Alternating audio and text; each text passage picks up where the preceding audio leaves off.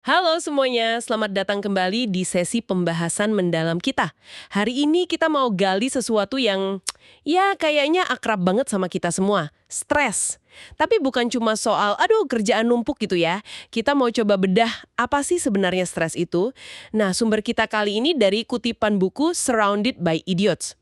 Buku ini kan pakai model warna perilaku ya, merah, kuning, hijau, biru, buat memahami interaksi orang.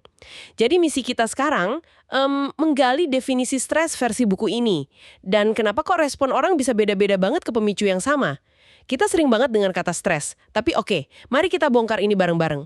Apa sih artinya menurut sumber ini? Iya, buku ini ngasih lihat dari sudut pandang yang lumayan menarik ya. Jadi stres itu, menurut buku ini, intinya bukan sekedar kita nggak punya waktu, tapi lebih ke perasaan kita, persepsi kita, bahwa ada tuntutan atau ekspektasi entah dari luar atau dari diri sendiri yang rasanya tuh melebihi kapasitas kita buat ngatasinnya. Jadi kalau mau dibikin formula sederhana ya, stres itu muncul pas tuntutan dirasa lebih gede dari kemampuan coping kita saat itu. Gitu intinya. Wah, menarik, menarik. Jadi bukan cuma soal bebannya seberapa berat secara objektif ya, tapi lebih ke gimana kita merasa kewalahan gitu. Persepsi kita soal jarak antara tekanan sama kemampuan kita sendiri. Itu ngejelasin banyak hal sih. Tepat sekali. Dan persepsi ini kan dipengaruhi macam-macam. Sumber kita ini nyorot soal pengalaman kita di masa lalu ya, dengan situasi yang mirip-mirip. Terus juga kondisi kita saat ini, emosional, fisik, lagi capek atau lagi fit, itu ngaruh banget. Dan nah yang utama dibahas buku ini ya jelas, tipe kepribadian kita, warna perilaku kita itu. Iya, ya. Contoh soal kondisi fisik itu relevan banget. Minggu kerja yang sama persis, kalau kita lagi fit, mungkin rasanya, tantangan seru.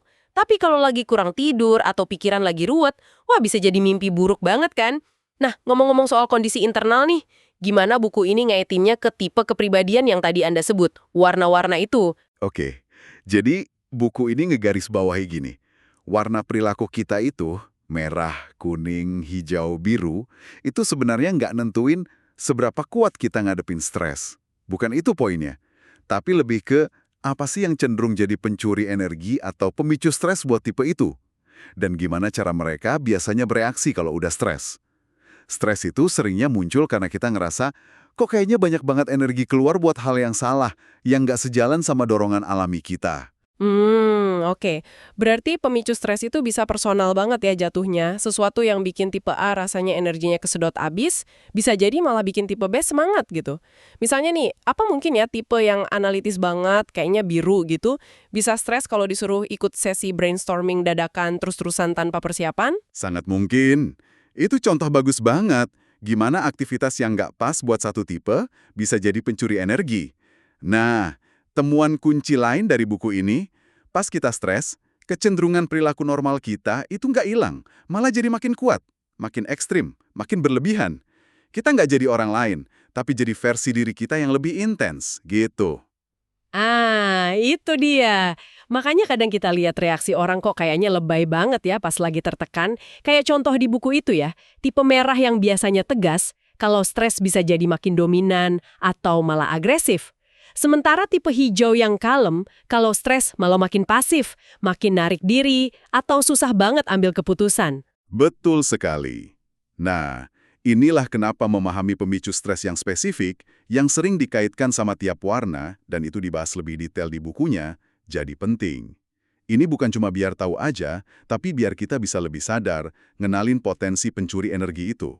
Dan kalau bisa, ya dihindari, atau paling nggak kita lebih siap menghadapinya. Ini berguna buat ngelola stres diri sendiri, juga pas interaksi sama orang lain. Oke, oke. Jadi ada beberapa poin penting nih yang bisa kita tarik. Stres itu sifatnya sangat subjektif ya, tergantung persepsi kita soal tuntutan lawan kemampuan.